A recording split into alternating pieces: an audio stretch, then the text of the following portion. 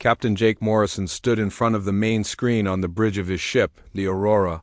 He was looking at a star map that showed thousands of solar systems, trade routes, and space stations. But something was wrong with the map. It showed everything except the areas around human space. Those areas were completely blank, like someone had erased them on purpose. Jake had been asking questions about these blank spaces for 3 years. Every time he asked, the aliens on his crew would get quiet and change the subject. It was starting to drive him crazy. "Veltar, come look at this," Jake called to his navigator. Veltar was a Zephyrian, a tall blue alien with 4 arms and eyes that could see colors humans couldn't even imagine. He was usually happy to talk about anything related to space navigation. Veltar walked over slowly, his movements more careful than usual. "What do you need, Captain?" Jake pointed at the blank areas on the map. "These empty sections beyond our space." "What's out there? Why aren't they mapped?" Veltar's skin changed from blue to a darker purple, which Jake had learned meant the alien was uncomfortable. "I do not have information about those regions, Captain. Perhaps we should focus on our current mission. But you're the best navigator I've ever worked with. You know, every star system within 1,000 light years. How can you not know what's in these areas?" "The information is not available to me," Veltar said, his voice getting quieter. "May I return to my duties?" Jake watched his friend walk away quickly, almost like he was running from something.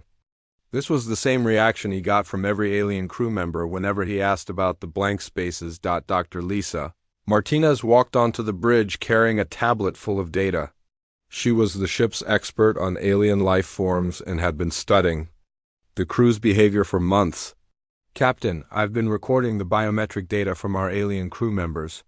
Every time someone asks about the unmapped regions, their stress levels go through the roof." "What kind of stress?" Jake asked. "The same kind people show when they're remembering something terrible that happened to them.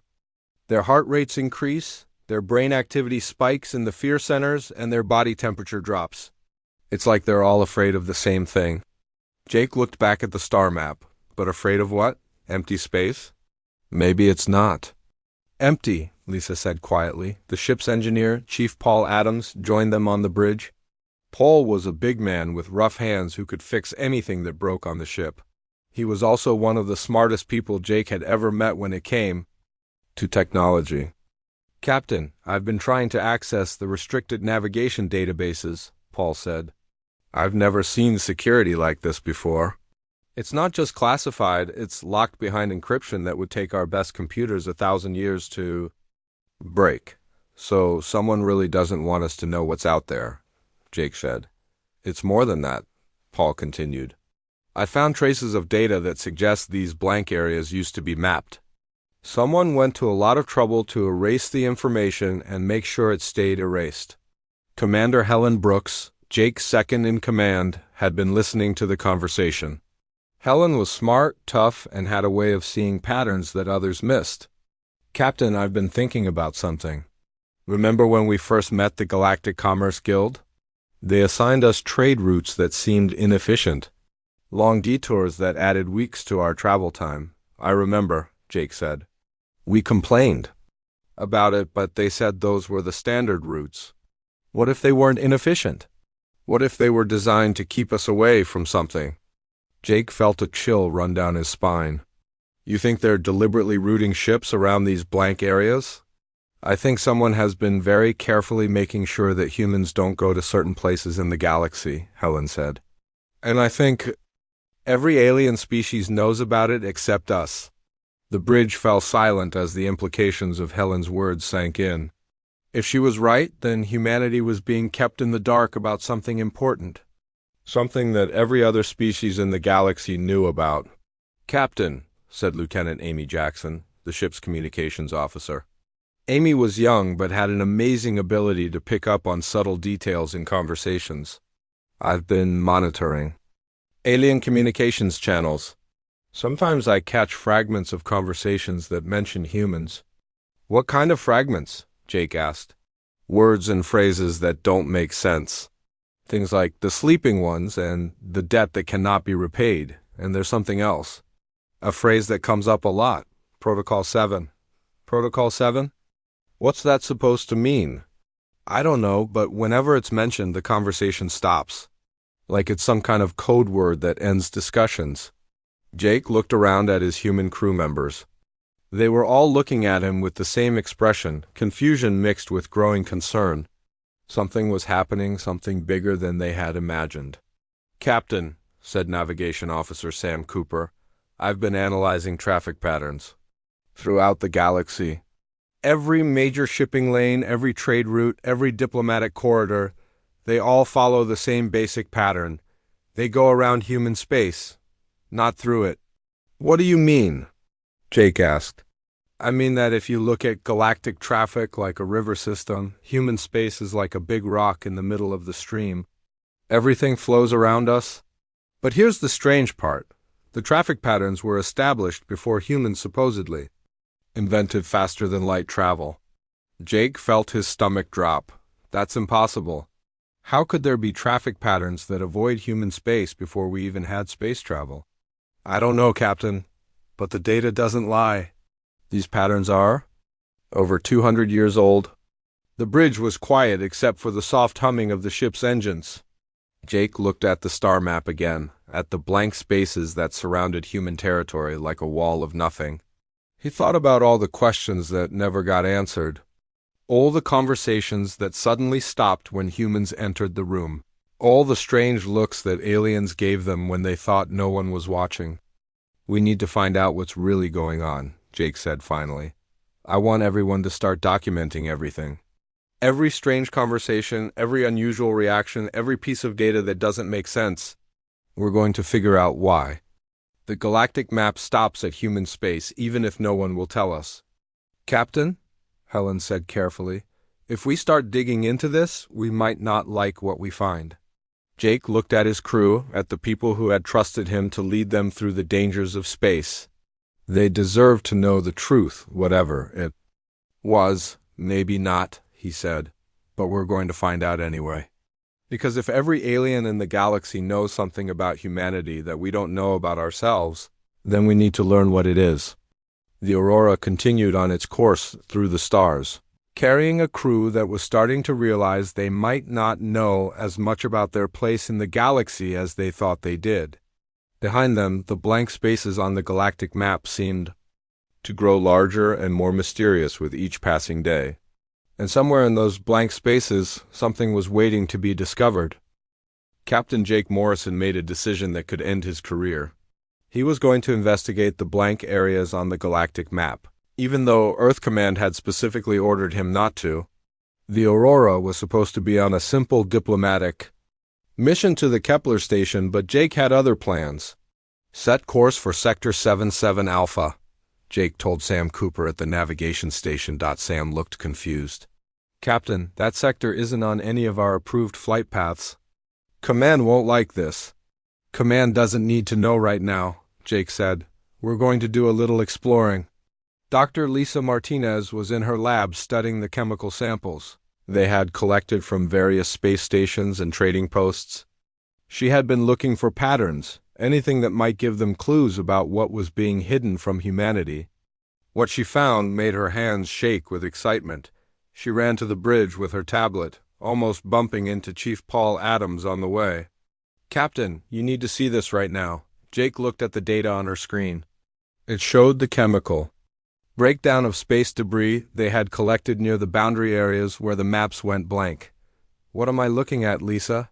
"These are elements that don't exist anywhere else in the galaxy except in one place," Lisa said, her voice getting louder with excitement. "The Sol System, our home system. But Captain, this debris is old, really old. Some of it has been floating in space for hundreds of years." "That's impossible," Commander Helen Brooks said, joining the conversation. "Humans didn't have space travel hundreds of years ago." "That's what I thought too," Lisa said. "But the molecular signatures don't lie.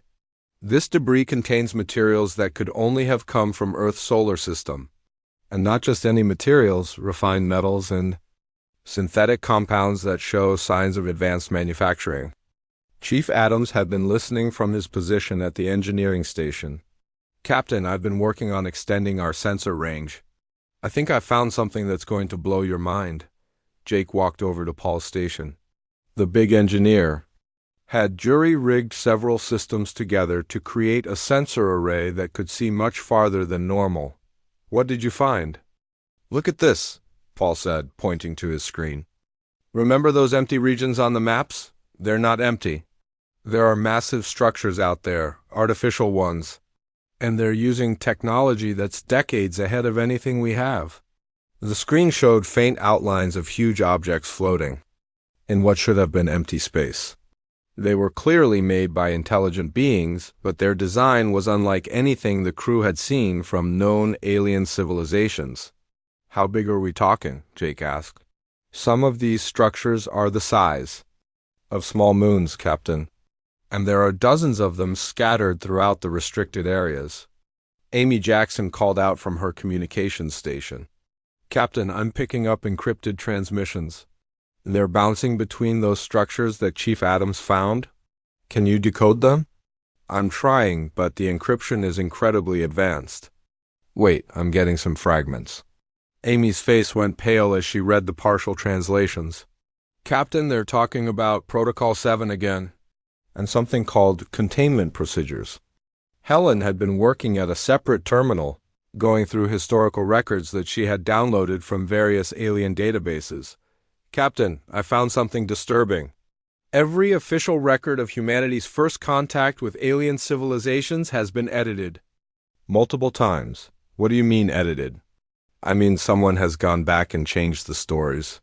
The original records show completely different first contact scenarios than what we were taught in school. And there are references to events that supposedly never happened. Jake felt like the ground was shifting under his feet. Everything they thought they knew about human history was apparently wrong. Show me. Helen brought up several documents on the main screen. According to the original Zephyrian contact records, humans didn't make first contact 50 years ago. The Zephyrians have records of human contact going back over 3 centuries. 3 centuries? Jake said. That would put first contact during Earth's industrial age. We barely had steam engines then. That's what I thought too. But look at this. Helen showed them another document. This is from the Crystalline Archives. They describe humans arriving in their space using ships with technology they had never seen before. Ships that could travel faster than light using methods that the Crystallines still don't understand. Sam Cooper had been quietly running calculations at his station. Captain, I've been analyzing the traffic patterns I mentioned earlier. If I trace them back to their origin points, they all seem to start from the same general area. Which area? The blank zones, Captain. All the major trade routes in the galaxy seem to originate from the places that aren't on our maps. Dr. Martinez had returned to her lab and was now back with more disturbing news. Captain, I found something else in the debris samples. Genetic material. Human genetic material. But it's been modified using techniques that are far beyond anything Earth has ever developed. Modified how? Enhanced immune systems, improved cellular repair, extended lifespans. Captain, this genetic material suggests that humans once had medical technology that could make people live for centuries. The bridge fell silent as everyone absorbed this information. Jake looked around at his crew, seeing his own confusion and growing fear reflected in their faces. There's more, Amy sighed quietly. I managed to decode another fragment of those transmissions. It mentioned the sleeping guardians and something about watching over their children. Their children? Jake asked. That's what it said, Captain, and there was something else. A phrase that keeps coming up. The debt that must never be forgotten. Chief. Adams had been monitoring their ship's systems when he noticed something odd. Captain, we're being watched. There are sensor scans hitting our ship, but they're not coming from any known alien technology. Can you trace the source? I'm trying. But whoever is scanning us is using stealth technology that's incredibly advanced. If I didn't know better, I'd say it was human in design, but evolved, like our technology taken to its logical extreme. Jake made another decision that would change everything. Set course for the nearest blank zone. We're going to find out what's Really out there? Captain, Helen said carefully, if we enter restricted space, we could start a diplomatic incident. Or worse. Commander, if there are human structures and human genetic material in those areas, then maybe they're not as restricted as everyone thinks. Maybe they're restricted from aliens, not from us. The Aurora changed course, heading toward areas that no human ship was supposed to visit. As they traveled, the crew continued their investigations. Lisa found more evidence of advanced human technology in the debris fields. Paul detected more artificial structures, some of them showing clear signs of human architectural preferences. Amy intercepted more fragments of communications that referenced humans in ways that made no sense. If humanity was really a young spacefaring species, but the most disturbing discovery came from Helen's historical research. She found records suggesting that every alien species in the galaxy had protocols specifically for dealing with humans. Not protocols for trade or diplomacy, but protocols for what to do if humans ever discovered the truth about their own past. Captain, Helen said as they approached the boundary of the first blank zone, I think we're about to find out why every alien in the galaxy knows something about us that we don't know about ourselves. Jake looked at the empty space ahead of them, knowing it wasn't really empty. Somewhere out there were answers to questions that humanity had never thought to ask. Answers that might change everything they believed about their place in the galaxy. Take us in, Sam, nice and slow. And everyone stay alert. I have a feeling we're about to meet some people who have been waiting a very long time to see us. The Aurora drifted through space that was supposed to be empty but clearly wasn't. Captain Jake Morrison stood on the bridge watching his crew work at their stations. Everyone focused on the massive structure that appeared on their screens. It was a space station, but unlike any they had ever seen. Captain, Sam Cooper said from the navigation station, the station is definitely human in design. But the technology readings are off the charts. This thing is using power systems that are centuries beyond what Earth has right now. Jake studied the station through the main viewer. It looked human, but evolved. Like someone had taken human engineering and improved it over hundreds of years. Any signs of life? Negative on life signs, Captain, Dr. Lisa Martinez reported from her science station. But the station still has power. Main systems are running on automatic. Chief Paul Adams was running deep scans on the structure. Captain, I'm reading serial numbers and identification codes. This station is registered as the HSS Endeavour? The Endeavour? Commander Helen Brooks looked confused. I've never heard of any human ship by that name. That's because it doesn't exist in any of our databases, Paul said, his voice getting quieter. According to Earth records, no ship named Endeavour was ever built. Jake felt that familiar chill running down his spine, another piece of human history that apparently never happened. Can we dock with it? The docking systems are still active, Captain, and they're sending us an automated welcome message. In what language? English, Captain. Standard Earth English. Jake made his decision. Take us in. Docking Bay 2 looks like it can handle our ship.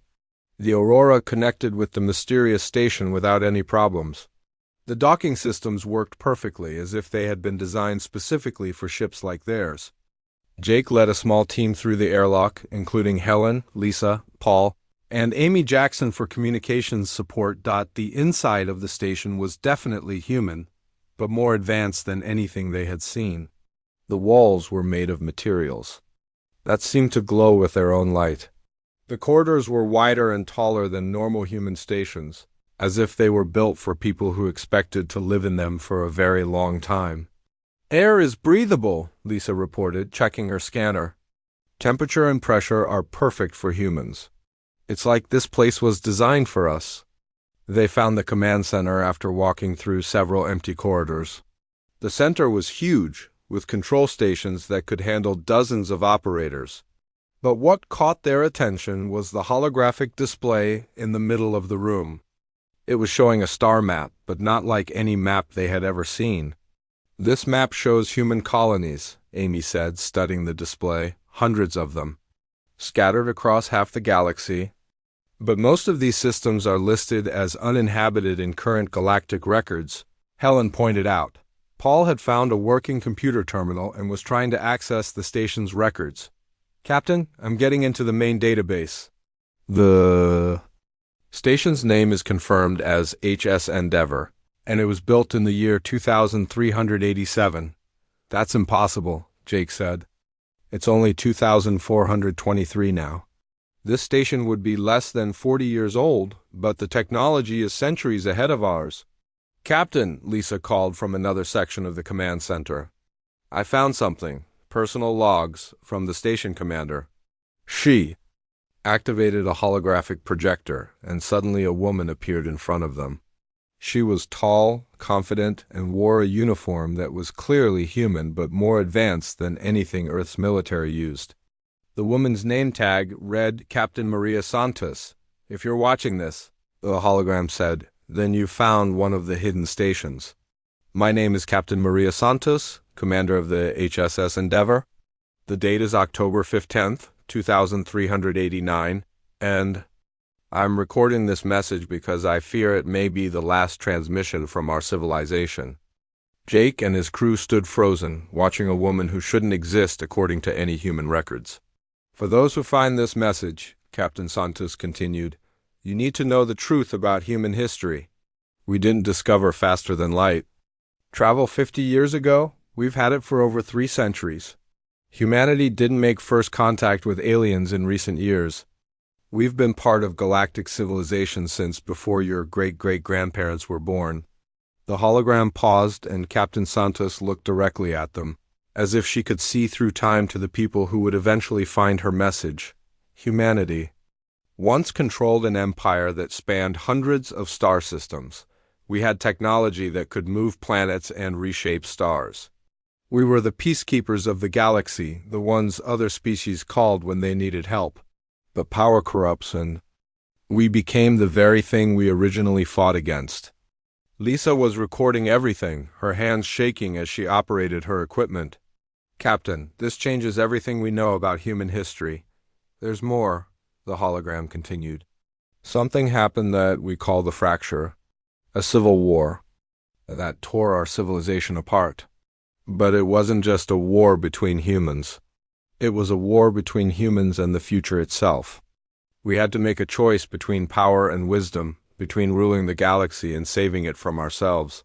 Paul had found the station's medical bay and was running scans on genetic samples stored there. Captain, you need to see this. These genetic samples are human, but they've been enhanced far beyond anything Earth has ever achieved.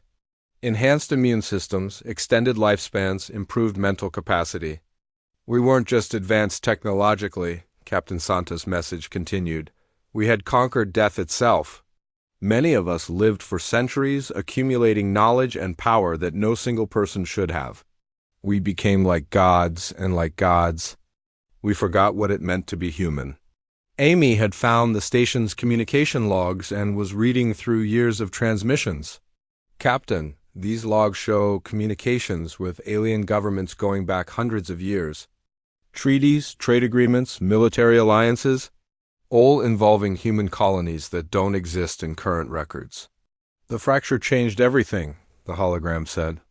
We realized that our empire was becoming a threat to every other species. In the galaxy, we were too powerful, too advanced, too willing to use our strength to get what we wanted. So we made the ultimate sacrifice. Helen had been studying the star maps and found something terrifying. Captain, according to these records, humans had colonies in every one of the blank zones on current galactic maps. Every single one. We erased ourselves from history, Captain Santos continued. We destroyed our own empire, wiped our colonies from the galactic databases, and made sure that future generations of humans would have to earn their place in the galaxy instead of inheriting it. Most of us went into hiding or scattered across the galaxy to live normal lifespans as regular people. Jake looked around at his crew, all of them staring at the hologram with expressions of shock and disbelief. So what happened to the rest? Of you, the ones who didn't scatter? As if answering his question, the hologram smiled sadly.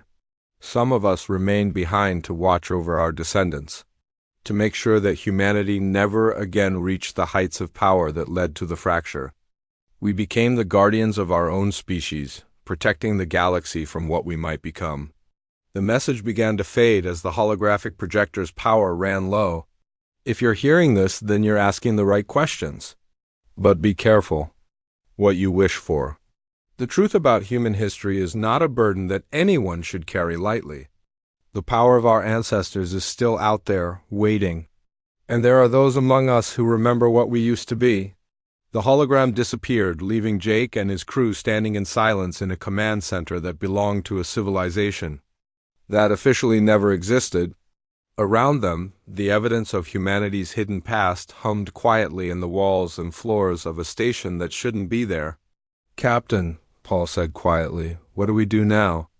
Jake looked at the star map showing hundreds of human colonies, at the genetic evidence of their enhanced ancestors, at the proof that everything they thought they knew about their species was wrong. Now we find out what else they didn't tell. "US," Jake said, "and we figure out who these guardians are." Captain Jake Morrison was reviewing the data they had collected from the HS Endeavour when Chief Paul Adams called out from his station. "Captain, we have a problem. Multiple energy signatures approaching our position." "Big ones," Jake looked at the main screen and felt his blood turn cold. Ships were appearing out of empty space, materializing like ghosts becoming solid. They were using cloaking technology that was far beyond anything in the current galactic database. "How many ships?" Jake asked. 12 so far, Captain." "Wait, make that 20. They keep appearing." The ships were clearly human in design, but evolved. They looked like someone had taken human ship designs and refined them over centuries of advancement. They were sleek and dangerous, moving through space with a grace that modern human ships couldn't match. "Any communications?" Jake asked Amy Jackson. "Negative, Captain. But wait, I'm getting something now." Amy's face went pale as she listened to her headset. "Captain, it's a simple message. They're telling us to return to the designated boundaries. They say this is our only warning." "Designated boundaries? What boundaries?" "I think they mean the edges of current human space, Captain, the areas where the galactic maps end." Commander Helen Brooks was scanning the approaching ships. "Captain, these vessels are using technology that shouldn't exist. Their power signatures are off the charts, and I can't detect any weapons, but that doesn't mean they don't have any." Jake made a decision that would change everything. "Open. A channel, all frequencies. Channel open, Captain. This is Captain Jake Morrison of the Earth vessel Aurora. We are human explorers seeking answers about our own history. We mean no harm and request permission to speak with your commanders." The response came immediately, and the voice that spoke made everyone on the bridge freeze. It was the same voice they had heard in Captain Santos' holographic message. "Captain Morrison, you were not supposed to find us. The agreement was very clear. Humanity would be allowed to rebuild and grow naturally, but the past would remain buried." "Captain Santos?" Jake said, barely believing what he was hearing. "But that's impossible. Your message was recorded over 30 years ago. Time moves differently when you live for centuries, Captain. My message was recorded 34 years ago. I have been waiting here much longer than that." Dr. Lisa Martinez looked at her readings and shook her head. "Captain, the voice is definitely coming from the lead ship. But if this is really Captain Santos, she should be over 300 years old." "How is that possible?" Jake asked over the open channel. "The same technology that allowed our ancestors to enhance human genetics also extended our lifespans far beyond normal limits. Some of us chose to use that technology to remain as guardians, watching over our descendants." Suddenly, the Aurora's weapons and engines stopped working. There was no explosion, no visible attack, just a quiet shutdown of all their major systems. The ship continued moving forward on momentum alone. "How did you do that?" Chief Adams asked, frantically working at his console. "We disabled your ship using technology you do not understand," Captain Santos replied. "Do not worry. Your life support and basic systems are still functional. But you will not be leaving this area until we have spoken." Jake felt a strange tingling. sensation and looked around to see his crew members beginning to glow with a soft blue light. What's happening to us? We are bringing you aboard our vessel using transportation technology. Please remain calm. The process is harmless. The world around Jake dissolved into blue light, and suddenly he was standing in a room that was clearly on another ship. His senior crew members were there with him: Helen, Lisa, Paul, and Amy. They were in what appeared to be a conference room. But the technology around them was like nothing they had ever seen. The door opened and Captain Maria Santos walked in. She looked exactly the same as she had in the holographic message, not a day older. She was tall and confident, wearing a uniform. That was clearly human, but far more advanced than anything Earth's military used. "Welcome aboard the HSS Guardian," she said, her voice carrying the weight of centuries. "I apologize for the dramatic entrance, but we could not allow you to leave with the knowledge you have gained." "You're really her," Lisa said, staring at Santos. "You're really over 300 years old. 347 years old, to be exact. I was born in the year 2076, during the height of the old human empire." Jake found his voice. "We need answers. We need to know the truth about what happened to humanity." Santos sat down at the table and gestured for them to do the same. "The truth is more complex than my recorded message could explain. Yes, humanity once controlled a vast empire. Yes, we had technology that could reshape the galaxy itself. But what I didn't explain was why we really destroyed our own civilization. Your message said it was because you became too powerful." Helen said that was part of it. But the real reason was much worse. Santos paused, and for a moment she looked every one of her 347 years. "We didn't just become powerful, we became cruel. We started wars for no reason, other than to prove we could win them. We enslaved entire species just because we wanted their resources. We became the greatest threat the galaxy had ever seen." Paul was studying the technology around them with wide eyes. "The aliens we work with now, they all know this history, don't they? Every species in the galaxy knows what humanity used to be. They remember the wars, the conquests, the centuries of fear. When we destroyed our own empire, they thought they were finally free of us. But some of you survived," Amy said. "Some of us chose to survive. We became the watchers, the guardians of our own species. We made an agreement with the galactic community. Humanity would be allowed to grow and develop naturally, but we would ensure they never again reached the levels of power that made them dangerous." Jake felt anger building inside him. "So you've been controlling us? Keeping us weak?" "Not weak," Santos said firmly. "Growing, learning, becoming better than we were. The humans of today are kinder, more cooperative, more willing to work with other species than we ever were. You've earned your place in the galactic community through your own efforts, not through inherited power." Lisa was taking readings with a small scanner she had managed to keep with her. "Captain Santos, our readings show that this ship uses technology that's centuries beyond what Earth is now. Are there others like you?" "There are 12 Watcher ships, each commanded by survivors from the old empire. We move through the galaxy invisible to most sensors, ensuring that humanity develops along a peaceful path." "But what about the other human colonies?" Helen asked. "The ones shown on the star maps in the Endeavor station?" Santos looked sad. "Most were destroyed during the fracture. The few that survived were given the same choice we faced. They could remain hidden and live normal human lifespans, or they could join us as watchers. Most chose to live normal lives." Jake stood up, pacing around the room. "This is insane. You're telling me that humanity could have technology that makes us the most powerful species in the galaxy, but you're keeping it from us?" "I'm telling you that power without wisdom leads to destruction. Your ancestors learned that lesson the hard way. But what if we're different?" Jake argued. "What if modern humanity is better than our ancestors?" Santos smiled, but it was a sad smile. "That's exactly what I hoped you would ask, Captain Morrison. Because that question brings us to why you're really here." "What do you mean? This wasn't an accident. You finding the Endeavor station, discovering the truth about human history, meeting us, We've been watching your crew for months. You've, been tested. Jake felt the room spinning around him. Tested? For what? To see if modern humanity is ready to make the same choice that we made centuries ago. The choice between power and responsibility. Between what you want and what's best for the galaxy. Santos stood up and walked to a wall panel. It opened to reveal a view of space filled with ships, not just the 20 they had seen before, but hundreds of them, all human. All advanced beyond anything Jake had imagined.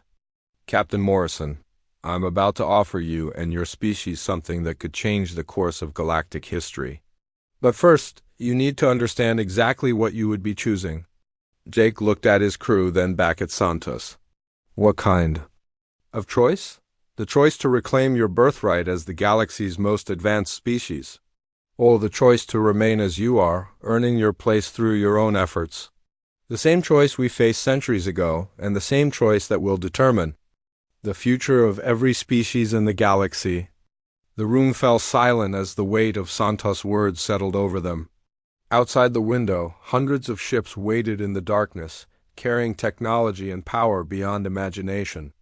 And somewhere among those ships was a decision that would affect not just humanity, but every living being in the galaxy. Captain Maria Santos led Jake Morrison and his crew through corridors that seemed to bend space itself. They were no longer on her ship, but somewhere that felt impossible. The walls around them showed views of stars and galaxies, but they were moving through space in ways that made no sense. Where are we? Dr. Lisa Martinez asked, studying her scanner readings. We are in a pocket dimension adjacent to normal space, Santos explained. One of the technologies that our ancestors developed. We exist here, but we are also everywhere and nowhere at the same time. They entered a massive chamber that was filled with people. Humans, but not like any humans Jake had ever seen. Some looked young, others looked old, but all of them carried themselves with the confidence of people who had lived for centuries. Their eyes held knowledge that came from watching galaxies change over time. Welcome to the Council of Watchers, Santos said. Every person here is a survivor from the old human empire. We have guided and protected humanity for over 300 years. An elderly man with silver hair stepped forward. I am Council Leader Robert Chun. I was born in the year 2034. Before humanity even reached Mars, I have watched our species grow from planetary explorers to galactic citizens. Jake looked around the chamber. There were hundreds of people here, all of them impossibly old, all of them carrying the weight of humanity's hidden history. How many of you are there? 1,437, another council member replied. We are all that remains of the old empire. Everyone else chose to live normal lifespans or died during the fracture. Santos gestured to a series of screens that appeared in the air around them. The screens showed images of humanity's hidden past. Massive space stations, fleets of ships that could move planets, cities that floated in the vacuum of space without any visible support. This is what we used to be, Santos said. Masters of technology that could reshape reality itself. We could create new stars, move entire solar systems, and extend human life indefinitely. It sounds incredible, Commander Helen Brooks said. Why would you give all that up? Council Leader Chun activated another set of screens. These showed different images, alien worlds burning under human weapons. Species fleeing their home planets as human fleets approached. Cities destroyed because they refused to accept human rule. Because power without wisdom is destruction, Chun said. We became gods, and like gods, we forgot that other beings had the right to exist without our permission. Chief Paul Adams was studying the technology around them with amazement. But surely not all humans in the Empire were like that. Some of you must have tried to stop the violence. We did try, said a woman who introduced herself as Dr. Karen Lee. But by the time we realized what we had become, the Empire was too powerful to control. The military commanders and political leaders had become drunk on power. They believed that might made right? Santos brought up a holographic display showing the galaxy as it existed 300 years ago. Nearly half of it was colored red, representing human-controlled space. At our peak, we controlled over 40% of the galaxy. Thousands of species lived under human rule, whether they wanted to or not. What changed? Jake asked. A civil war that we call the Fracture, Sean explained. Those of us who still remembered what it meant to be human fought against those who had forgotten. The war lasted 50 years and nearly destroyed the galaxy itself. Amy Jackson had been quietly listening to everything. How did it end? With the most difficult decision in human history, Santos said. We won the war, but we realized that winning wasn't enough. As long as humanity possessed the technology and knowledge of the Empire, we would always be tempted to use it. So we chose to destroy everything we had built. The screens around them showed images of human fleets destroying their own stations, demolishing their own cities, erasing their own databases. It was deliberate, systematic destruction of the greatest civilization the galaxy had ever seen. We scattered our people across the galaxy, Dr. Lee continued. Most chose to live normal lifespans and die as regular humans. Their descendants became the humans you know today, growing up on Earth with no knowledge of their true heritage. But some of you stayed behind, Lisa said. We became the Watchers, Santos confirmed. We used the old technology to monitor human development and ensure that our species never again becomes a threat to galactic peace. Jake looked around at the ancient humans surrounding him. And every alien species knows about this?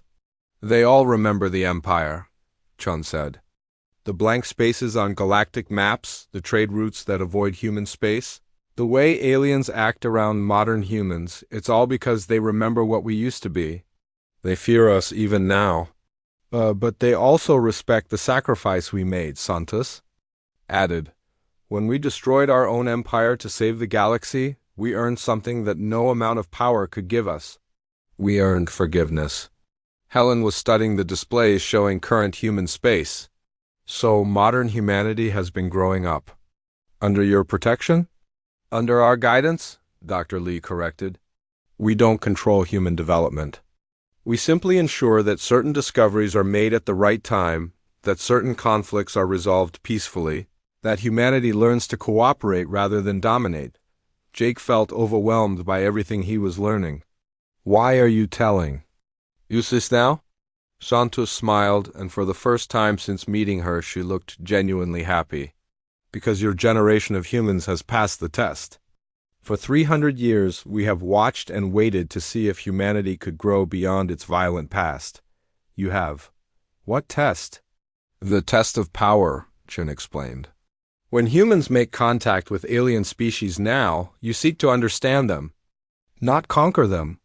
When you find new worlds, you study them instead of claiming them. When conflicts arise, you look for peaceful solutions. Modern humanity has become what the Empire never was, Santos said. You have learned wisdom without needing to earn it through centuries of mistakes. Paul was looking at the incredible technology around them. So what happens now? Do we go back and pretend we never learned any of this? That's your choice to make, Santos said. Actually, it's humanity's choice to make. We're offering you the same option we offered your ancestors. Jake felt his heart race. What option? Santos gestured, and the air filled with displays showing technology beyond imagination. Ships that could travel between galaxies in minutes. Medical technology that could cure any disease and extend life indefinitely. Weapons that could destroy stars. Tools that could build new worlds from cosmic dust. You can reclaim your birthright, Santos said. All of this technology, all of this knowledge, all of this power can be yours. Humanity can become the dominant species in the galaxy again, but this time with the wisdom to use power responsibly. And the other option, Helen asked. You continue growing as you have been. You earn your place in the galactic community through your own efforts, your own discoveries, your own achievements. You remain equals among the stars rather than masters of them. The chamber fell silent as Jake and his crew absorbed the magnitude of the choice they were being offered. Around them, the Watchers waited patiently, as they had waited for centuries. Jake looked at his crew. Lisa was studying her readings, her face showing wonder at the technology around them. Paul was examining the displays with the hunger of an engineer who had found the ultimate puzzle.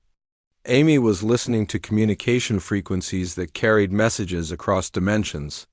Helen was analyzing the strategic implications of everything they had learned. If we choose the power, Jake said slowly, what guarantee do we have that humanity won't repeat the mistakes of the past? None, Santos said honestly. Power always carries risk.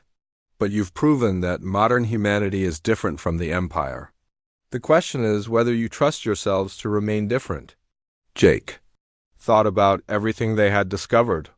The hidden history, the sacrifices made by the Watchers, the trust that alien species had slowly learned to place in modern humans. He thought about the young species that humanity was just beginning to meet, and what it would mean for them if humans suddenly became the galaxy's dominant power again. We need time to think about this, Jake said finally. Of course, Santos replied. But remember, Captain Morrison, this choice will determine not just humanity's future, but the future of every species in the galaxy. Choose wisely. As Jake looked around at the technology that could make humanity gods again, he realized that the most human thing they could do might be to walk away from godhood entirely. The choice was theirs, and the galaxy waited to see what modern humanity would decide.